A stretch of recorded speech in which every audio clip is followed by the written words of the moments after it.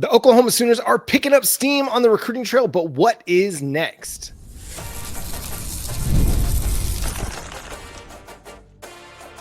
You are Locked On Sooners, your daily podcast on the Oklahoma Sooners. Part of the Locked On Podcast Network, your team every day. What's up, everybody? Welcome to Locked On Sooners and The Portal, featuring Brian Smith, Locked On's recruiting expert, covering all things transfer portal, recruiting from the high school scene to the college game. He's got you covered. Make sure you go check out The Portal. Today's episode is brought to you by Monarch Money. If you're trying to get your finances under control, you got to go check out monarchmoney.com right now. Use code LOCKEDONCollege at monarchmoney.com for 50% off your first year over at Monarch Money. He's Jay Smith.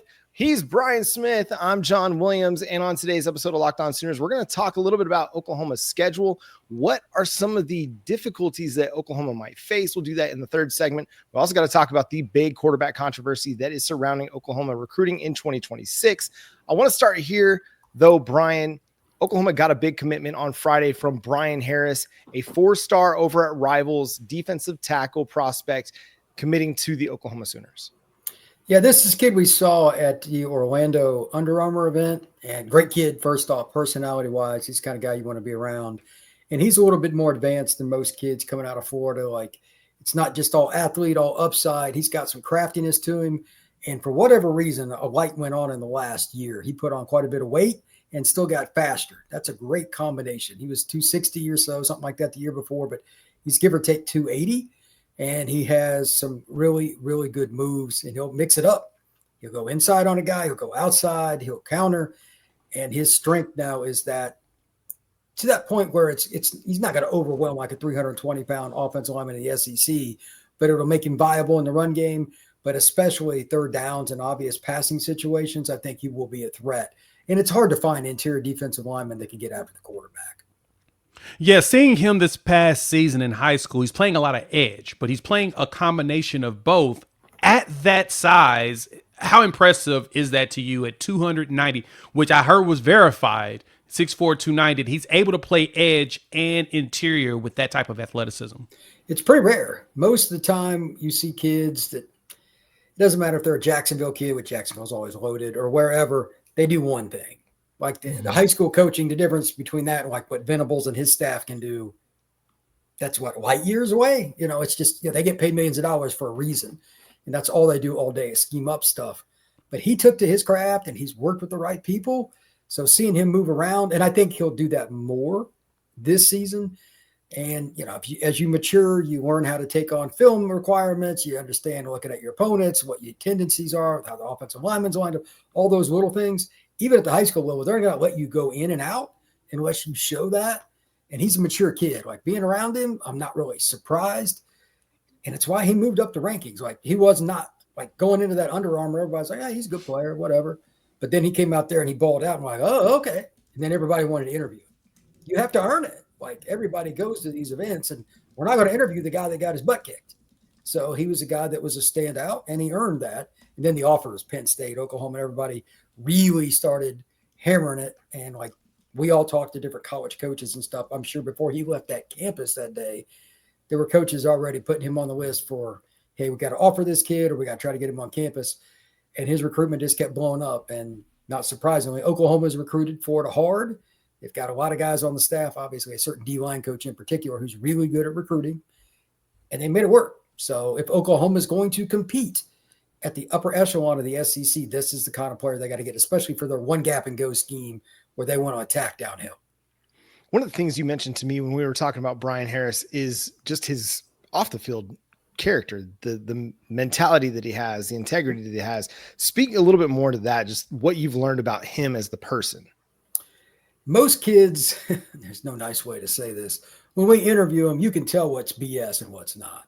Mm-hmm. Like, it's one thing to do an interview through X or Instagram, but when they're 3 feet in front of you, there ain't no hiding. I'm 51 years old. You are not going to lie to me and make it work. It's not going to happen. He was just genuine. Didn't matter if it was talking about stuff he needed to work on still. And he's still pretty humble. Like, he knows he's good, but he was humble, yet hungry. And he was also a guy kind of gave praise to God, to his teammates, to his coaches, to his, all those things. And I'm like, okay, this is a little different. because a lot of kids, especially Florida kids, they are the most difficult to deal with by a million miles as a general rule. It's not even close. There's not a lot of humbleness in Florida when it comes to football because they put more guys in the NFL than anywhere else. But he didn't look at it that way. He's like, I know I still got to grind. I got to do this. And like I was interviewing him with John Garcia Jr. and John was kind of leading it. And he worked with rivals and he was going, this kid's really blowing up before it was over. And then we went and interviewed him. And he just was so easy to speak with.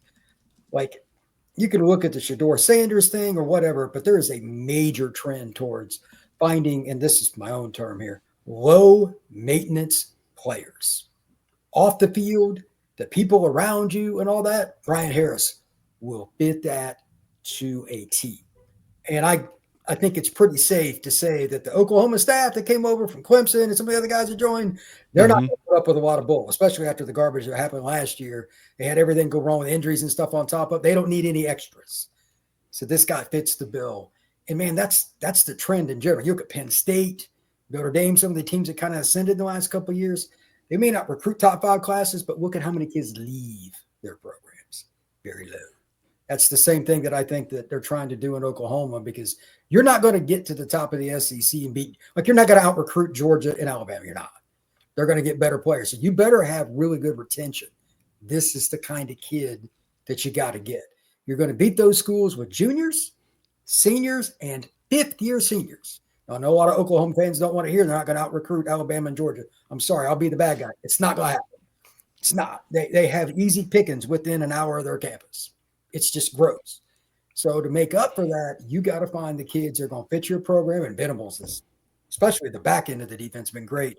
But when it's proven when he gets guys like Harris in the front line, then of course he schemes up a lot of crap too. They have a difference-making ability. You can ask Saban now. He's the one guy that's eaten Saban's lunch before. Like that game was it 18, whatever year that was at Clemson. That was unbelievable. And Alabama's offense was legit, and they destroyed them. But you got to have the really right mix. Harris is one of those kind of guys.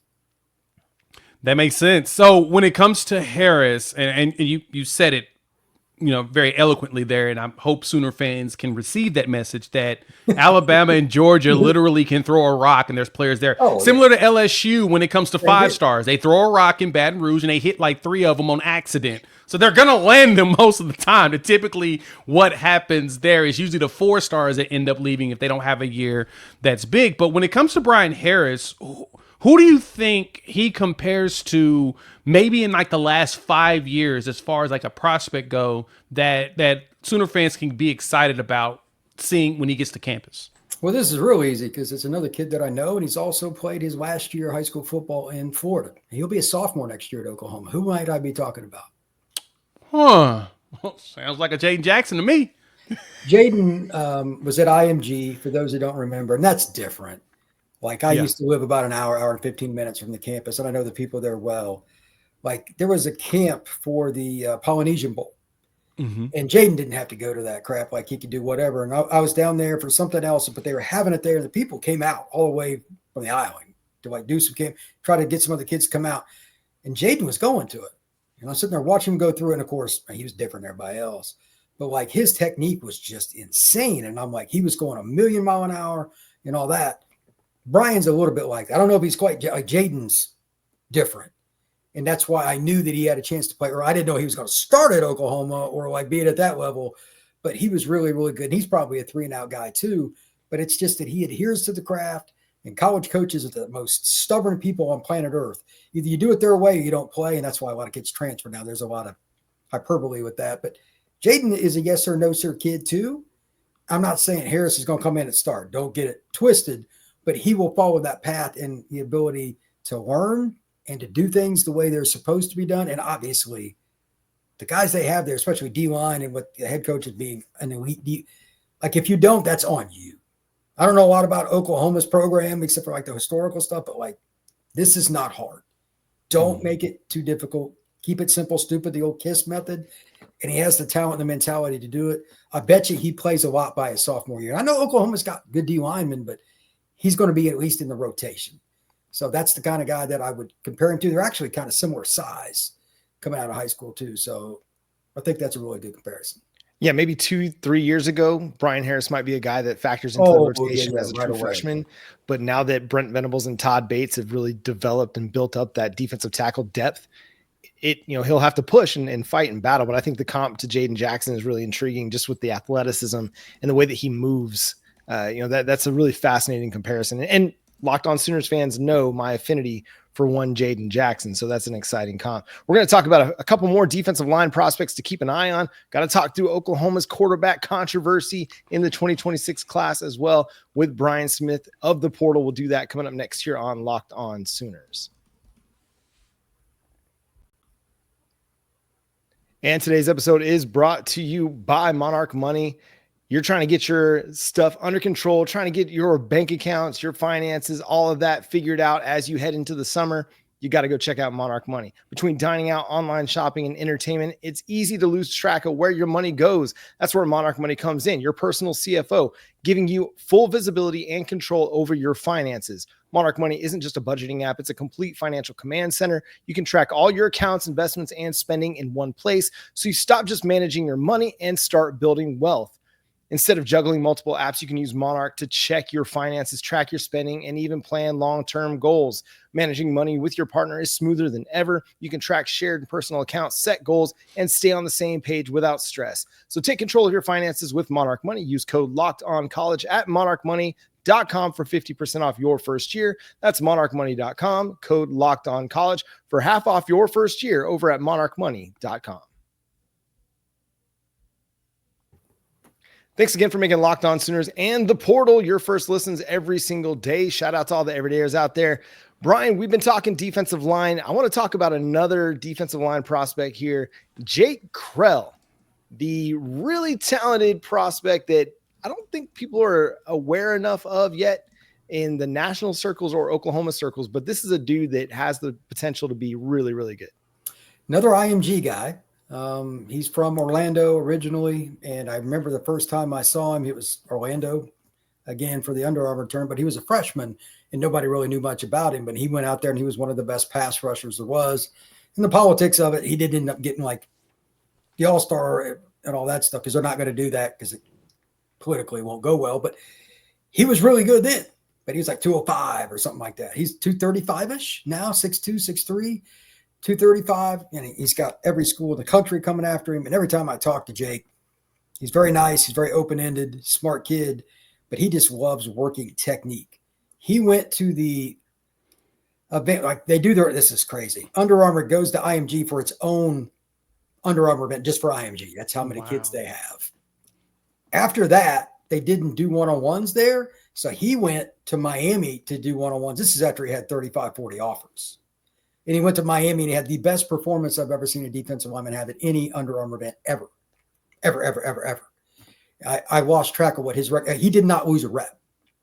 In one-on-ones, he took every rep. He was taking reps from guys, ghost move, spin move, two-hand swipe, up and under, dip, like everything that you could imagine. He has a bag that he can go into that's deeper than any high school player that I've ever seen. Now, he's not as physically gifted. It's like Stone or somebody like that played at IMG. And he's pretty technical, but he's not on the. If Stone had what he did, he would be the best defensive player in college football this year because like Stone's so physically gifted. But Jake eats people alive with his brain. Like he gets in their head because you go 2 reps against a guy, he would beat them so bad on the first rep, they'd be crapping their pants. And on the second one, he would do something totally counter to that, and they would just get off balance. He'd make 310-pound guys look weak. It was so weird to watch, and he just loved it. He just loved it. So that kid is going to go play somewhere. I don't know if it's Texas, Oklahoma, Tennessee, wherever. His list is through the roof, but I know Oklahoma is always one of the schools he mentioned a lot to me, and I've talked to him 20 times. Great kid, and Oklahoma's scheme would fit him really well because they do so many things multiple with Venables. He could be your stand-up guy in a 3-3 look. He could be just a traditional 4-down defensive end in a wide 7 or wide 9. And he's athletic enough to at least cover some. He's not just, an ogre that see ball, kill ball. Mm-hmm. He's a guy that's got the brain to figure it out and drop and fire zone, which Venables obviously likes to do. Yeah. So from a schematic standpoint, Jake would be a great fit for the Sooners. And we know that for me, I like comparisons mainly because it gives people an idea of where potential could go when it comes to these players. Who's someone that you see out of Jake that Jake could end up being down the line if he continues to develop at the pace that he's developing right now? There's so many. Think of the crazy white guys with long hair in the NFL that always play outside linebacker. That's who he is. Oh, He's okay. just has Outside a shorter linebacker. hair. He's like in a 3-4, that kind of guy, that outside stand-up linebacker. Who was the guy? He played at USC, then played for the Packers for a long time. Clay Matthews. Yep, that's who he reminds me of. Oh, wow. Okay. So he has the speed to be able to run it out there at the linebacker spot. Like if you're going to primarily rush, like Matthews rushed 93% of the time. Fair, Like, yeah. You know, every team has a different name for it, but that rush spot, and then occasionally fire zone with it because he's smart and he said, like, I don't want him man-to-man on your speedy running back. Don't get me wrong. Fair. But he can cover the zone and handle it. You know, like if you're going fire zone, you better get pressure. It's going to go bad. So that's something that he could do. But yeah, that kind of nutty, I'm just going downhill 100-mile-an-hour guy, 100%. Sounds just like a Brent Venables guy to me. I mean, Brent Venables is 100 miles an hour and kind of nutty. Fair point. That is also maybe that's why they get along. Yeah. Sometimes it's just about fit, and personality fit goes a long way too. What about a guy like Carrington? Because that's a dude that's, you know, getting a lot of buzz. There's a lot of hype around him as well. What do you see with a kid like that? Well, I mean, if you look at all the different things that, like, you just brought up a really good point. Fit. How many different teams would he how many schemes would he fit into? And like football today, man, it's, how do I put this? Some teams don't move guys around. Like Oklahoma's scheme's probably a lot harder, I would imagine. But that's also another reason it's impressive what Jayden Jackson did last year. But like, how would they use him? Would they play him in? Would they bulk him up? Would he move inside? Things like that. I don't know for sure because I'm never really sure what Venables is trying to do, which is kind of fun in a way. But like kids like him have the potential based on their frame to end up playing down, playing inside, playing outside. Maybe it's a situation where they would look at it, just let it develop naturally. But my guess is Venables has done this long enough, and that staff too, that they would probably have a projection like a player to compare him to. And they don't miss very often on those. Think about how many kids they had at like Clemson that were 3-star guys. They had some P4 offers and stuff, but like as a redshirt sophomore, okay, that kid was 230, 240, 245 when he came in. Now he's 288, but he's kept the same speed and all that. Like they figure out the best way to do it. So my guess is he's a long-term projection guy. I don't know. Like, I don't know him on a personal, like these other guys I've been around. I don't know that kid on a personal level, but when it comes to defensive players and stuff, I'm not going to really mess with what Venables is trying to do. Yeah, that's kind of what we come back to a lot of times is like if Venables is offering a dude or Todd Bates or Miguel Chavis or Brandon Hall are offering guys, and you can pretty well trust that they're going to be pretty good players. Yeah, and it may not be for everybody. Like every scheme is different. Like, that's the thing. That kid, I don't think he's going to play in Georgia's scheme. Like Georgia wouldn't offer that kid. You know, like the measurable thing doesn't work for them. They're really picky. Like they'll not offer a kid over a half inch, and I'm not kidding. Like it is that specific. It's not as big a deal in Oklahoma's scheme because they want penetration. They're not trying to 2-gap. They're not trying to play 2-level. They're trying to play annihilate. It's much more high risk, but you got to have speed over size in OU's type of defense, and that's what they're going for. Yeah, unless you can find a guy that has speed and size, which, you know, we saw Venables do with like a player like an Isaiah Simmons is one that just comes out of nowhere. I love mentioning him. It's because it's nuts that you throw him anywhere on the field and quarterbacks are looking for him. Where is he? Oh, God, yeah, he played all 3 levels. He's the only guy I can remember at the major level in the last decade that literally in a game played all 3. I've never seen that before. I'm sure Venables would love to find one of those to bring to Norman, but I don't know if we're going to see anybody like that anytime soon. Hopefully Kendal Daniels gives us that. He is 6'5", 260 pounds, and he runs like a gazelle. So we'll see. Maybe one day. He is quite the athlete.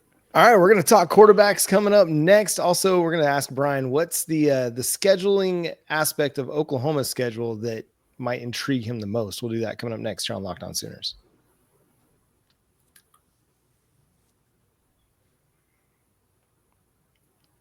All right. Thanks again for making Locked On Sooners and the Portal part of the Locked On Network your first listens every single day. Make sure you're tuned in and subscribe to the show wherever you get your podcasts. We're free and available on all podcast platforms and on YouTube. So hit the subscribe button, notification bell to let you know when new episodes drop. So, Brian, we got to talk about quarterbacks because quarterback has been the biggest question mark what Oklahoma's going to do in the 2026 cycle. They've had Jayden O'Neal committed since last summer. He originally committed to Seth Luttrell, but stayed committed through the offensive coordinator turnover. Ben Arbuckle coming to town. Ben Arbuckle offers Bowe Bentley. What's going to happen here at quarterback for Oklahoma, Brian?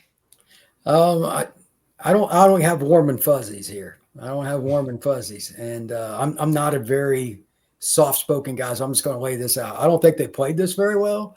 Bowe Bentley's a dude. Like on my quarterback rankings, I've got him 5th, but if he goes to LSU, would anybody really be shocked? Like, it's probably not real hard to sell quarterback at LSU. I'm going to go out on a limb there. If they don't get him, and I still need to see Jaden not take visits for me to believe he's going to end up in Norman. What do you think OU fans are going to think if we go into the latter part of July and they don't have a quarterback commitment? How's that going to go on your guys' show? And how's that going to go in the YouTube comments? Well, as our listeners and our audience would tell you, we have one committed, Jayden O'Neal. But as Brent Venables has said in the past, if you're taking visits, are you committed? But he's not decommitted yet. But I think if they finish the 2026 cycle without a quarterback or without one of those two quarterbacks, I think there'd be some questions as to the strategy. Now, we know Ben Arbuckle loves him some Bowe Bentley. I think they've been just trying to massage all of this as best as they possibly could. Yeah. Look, they offered the kid when they had the other one committed.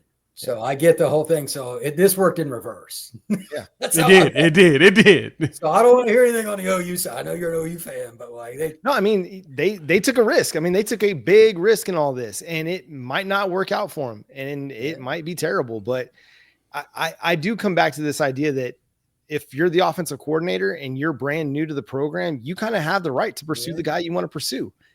And they've also tried to keep a relationship with Jaden at the same time. Like they want it both ways.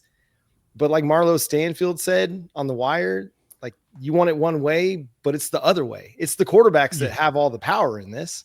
Yeah, and especially because even like you mentioned, John, Ben comes in and it's like, well, I understand he committed under Seth Luttrell, but I kind of want to add this too. While at the same time, for them, their messaging is that the quarterback position is so volatile because of the transfer portal and NIL. They're like, we would like to get two for insurance purposes long term. Now, is it going to work out that way? I think one of them, if Oklahoma finds a way to get both of them in there, they both will not graduate from Oklahoma. One of them will be gone within a couple of years. That's kind of the nature of it. But like, I don't remember which school was first, but if you look at the way, and I know he's a goofy guy, but like you can say whatever you want about Kiffin, but like not many guys can coach quarterbacks like he does. And he takes quarterbacks constantly. One of the reasons, they ain't staying. So I wouldn't hate on Oklahoma for trying to get two.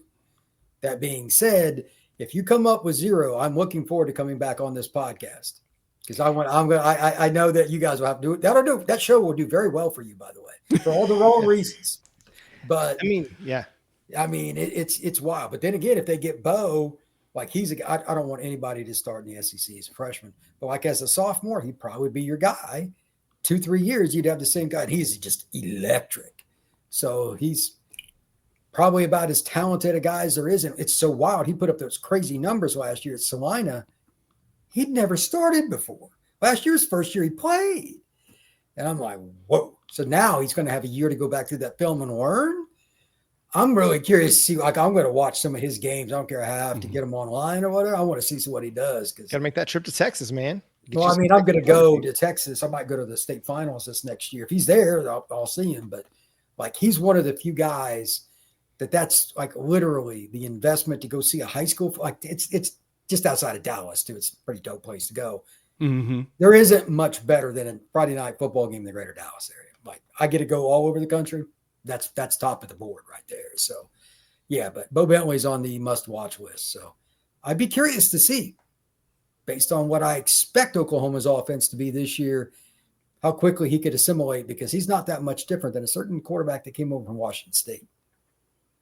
Yeah, and that's the thing we recognized in why Ben Arbuckle was after him is he does remind all of us a lot of John Mateer, and John Mateer's ascend playing behind a Cam Ward who, truth be told, Jaden O'Neal kind of reminds me more of a Cam Ward. Run moves when he needs to, but does that not make that the primary focus of his game? Whereas Mateer is more of a we're going to have design runs and I'm going to run up the middle and try to run somebody over, which please don't do that in the SEC. Please don't do that in the SEC. That dude's got one speed, bro.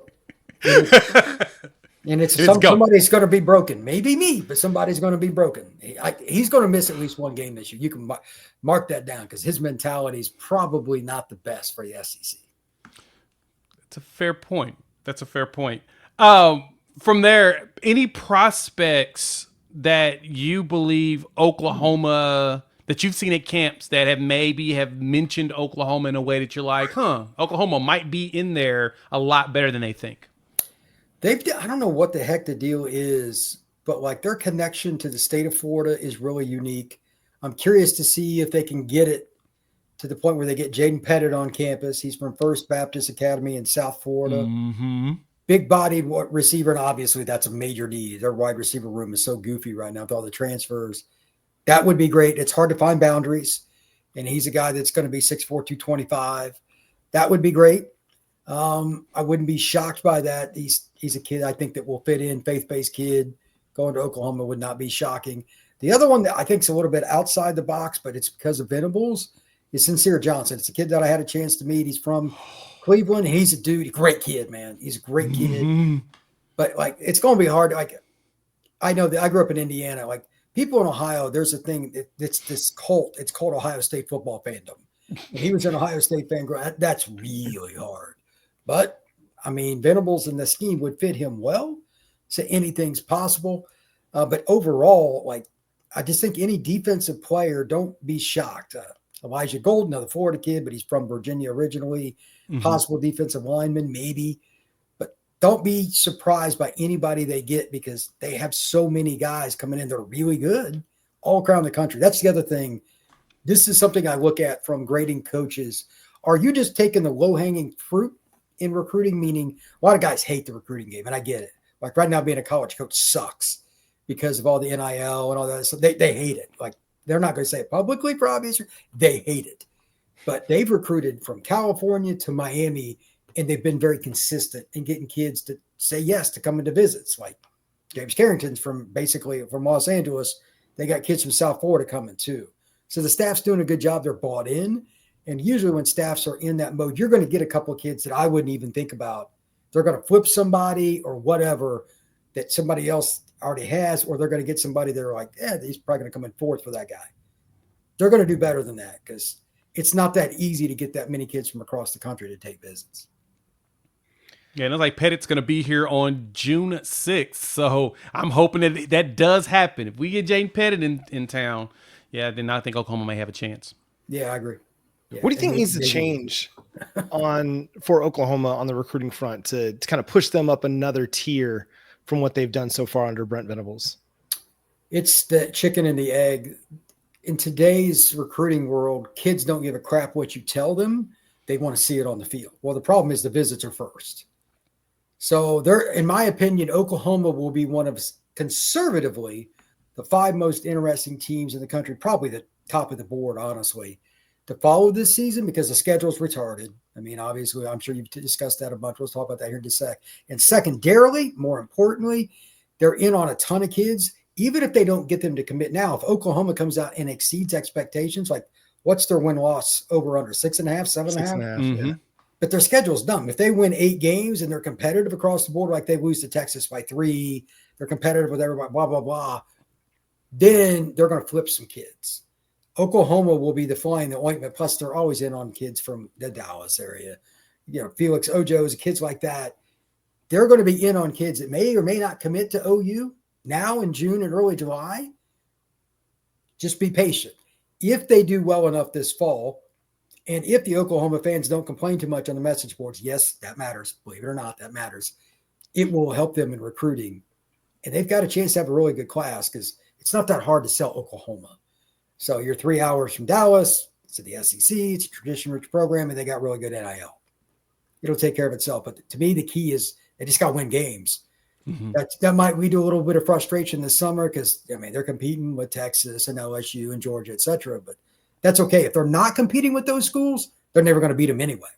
So you've got to go through that recruiting gauntlet to get to the field and win.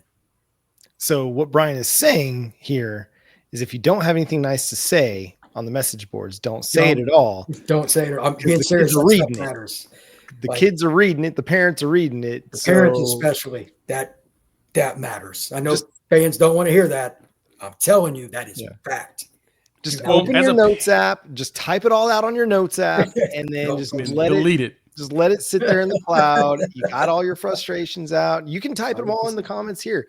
The parents aren't going to be reading them here. But anyway, so as we look at this schedule that, is number one in strength of schedule difficulty according to SP Plus rankings, Brian, aside from the Texas game, because that's the biggest game of the year every year. It doesn't matter what year it is, it's going to be the biggest game. What in your mind is the biggest game on Oklahoma's schedule? I would say it's probably the Ole Miss game.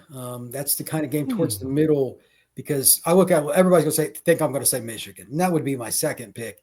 But it's the Ole Miss game for this reason. By that point in the season, you kind of know who you are, and they've recruited enough. They should have accumulated some depth. I mean, last year's injury, barring something, if something like that happens again, it doesn't matter. My dead grandmother could be the head coach. You're not going to win. Right. You're not. You're not. So, like, I saw them play Auburn last year live, and they looked pretty good up front and stuff, but they just didn't have the depth at receiver, and that was goofy. Quarterback situation was goofy. They still won that game, by the way. Auburn, terrible at winning close games. They're awful. But do they have the depth? Because Ole Miss is going to score. I don't care what Brent has. Ole Miss is going to score. They are going to light it up. They have what I would say is the most like, I'll just leave it for this. Let people do their own research. The guy that I think is going to lead the SEC in receiving is their slot receiver. That's all I'm going to say. And Kiffin's calling plays. And they got a quarterback that's going to be as good or better than Jackson Dart. Just remember I said that. If they can win a few of those kind of games, you got to serve at home and get the point. If they can win a couple of those games, gain some momentum, obviously it builds confidence in yourself, your fan base, the boosters, the administration, but maybe gives you a little credibility and maybe you can go to a decent bowl game. But that schedule, they're not going to the playoff, in my opinion. I know Oklahoma fans don't want to hear that either, but that schedule is just dumb, man. It's dumb. But with that quarterback, this defense, they should be in every game. Ole Miss that might be as good an SEC game just aesthetically. Kiffin against that defensive staff, that is just an absolute Picasso. I can't wait to watch that game. I think that's going to be awesome. I love it. I have no complaints because I think it's very fair to say. And as a parent, I definitely understand that parents do read message boards because everybody wants to protect their kid. That's just being a parent. That's just the way it is, man. It's always been that way. All right. Last question on the scheduling thing. Which one do you think is going to be the sneakiest, most difficult game? Like one, everybody's going to look at Michigan, Texas, going to Tuscaloosa, but which one do you think is like flying under the radar that could be much more difficult than what we're giving credit for right now? Do they play Mississippi State or Vandy? Because those would be. No, we did not get those gifts. Wow. Well, I mean, that's the point. It's like, it's weird because Vanderbilt got the quarterback back. Yeah. Like Diego Pavia, nobody, you're not going to get your team up for Vanderbilt. You're not going to do it. So that makes them a threat against anybody. Man, I don't know. Cause their schedule is all mid-tier and up pretty much. They didn't get any bottom to it. Did they play Florida? Nope. No Florida, no Auburn. Kentucky. We got Auburn, Texas, South Carolina, Ole Miss, Tennessee, Alabama, Missouri, and then LSU. In that order. Probably Tennessee because nobody knows what to expect out of that offense now. True. That game is just real. I kind of feel bad for Joey Aguilar. Like Tennessee fan base is like Oklahoma. They are linear. Either we win or we're angry. There is no in between. And he didn't even get to go through spring ball. Is he going to be good? I have no idea. But they got a lot of talent there. So they got a good staff. So that's another one of those games that that 6.5 win total, I think they're going to surpass that. But if you want to get to 8 or 9, you're going to have to beat a Tennessee. Like Missouri's going to be good. That's another one you could pick. They're going to be good. Is that an automatic dub for Oklahoma? No. I know they've accrued enough talent where if you screw around like you have in some of those dumb turnovers that Oklahoma had last year, like really untimely time. Jackson Arnold. Yeah, yes. So wait, He was let's just see terrible in the clutch. He was, but that's why he got benched. If you have that against those teams that are 7 to 9 win teams, talent wise, you're going home with an L. Yeah. I think Tennessee and Missouri would be two pretty easy picks for that. Yep. And that's going to do it for today's episode of Locked On Sooners and Locked On, not Locked On the Portal, the Portal, part of the Locked On Network. Go check out Brian's work over there every single day, covering everything from recruiting, transfer portal to the top stories in college football.